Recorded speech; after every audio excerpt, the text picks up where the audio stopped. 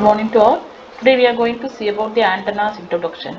So from this diagram you can able to understand two persons are trying to converse to each other. Here the communication between these two persons are in terms of sine wave because the two persons are sitting very near to each other.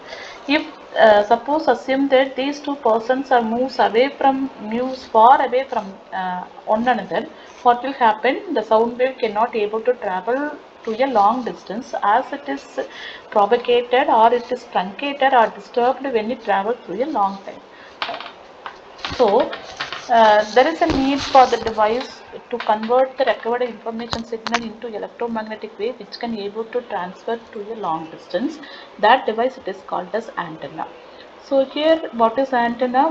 Antenna can be called as transducer which can able to convert the electrical power into electromagnetic energy in the transmitter side and vice versa in the receiver side. So the antenna can be used for both transmitting as well as reception purpose. If it is used to transmit, if it is used to convert the electrical signal into electromagnetic signal, then it is used in the transmitter side and it can be called as a transmitting antenna. Similarly, if it receives the electromagnetic wave from the free space or air and it converts into electrical signal as the input to the receiver, then it is called as receiving antenna and it is used in the receiver side. So for two-way communication, the same antenna can be used for both reception and transmission. So the antenna can be generally termed as aerial if it is a plural form of the antenna. What is the need for antenna? From this diagram we can able to understand that here if you want to do the communication in this diagram, if you want to do the communication from one person sitting here and to the another person sitting here, so if it is in the wired manner means we have to bury the safe or the bulky wires in the underground. So that will lead to the complexity and the maintenance difficulty also. So here in the hill and rock mountains like this surroundings, you cannot bury the wires and you cannot able to maintain at all time. So there is a need for evaluation of wireless technology with the usage of antenna as a key element for this wireless. So the antenna can have the capability of sending, receiving the electromagnetic wave for the sake of communication, where you cannot expect the bulky wires to be lie down.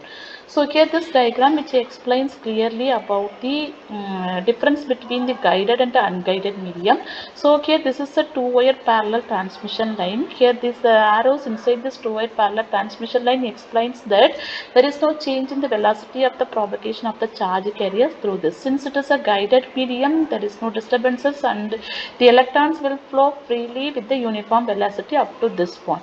Now when here in this point we have introduced the disturbances in the smooth surface of the conductor, where we have bend the two-wire transmission line up and down. So this is the meaning for tapping.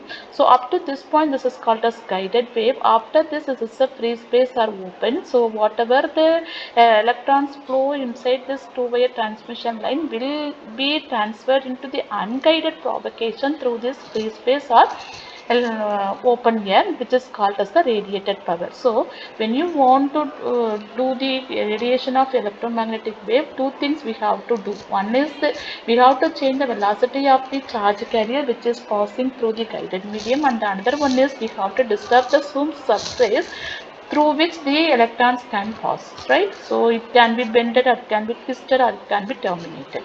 So here this is a pictorial representation where we can understand the application of the antennas. So in the next class we are going to see the different types of antenna based on some criteria how it can be classified. Thank you.